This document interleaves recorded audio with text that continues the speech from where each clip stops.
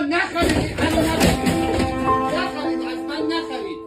آقا من دیروز یه پست گذاشتم که لبنیات نخرید. تو یک روز 40% لبنیات گرون شده. مردم نخرید.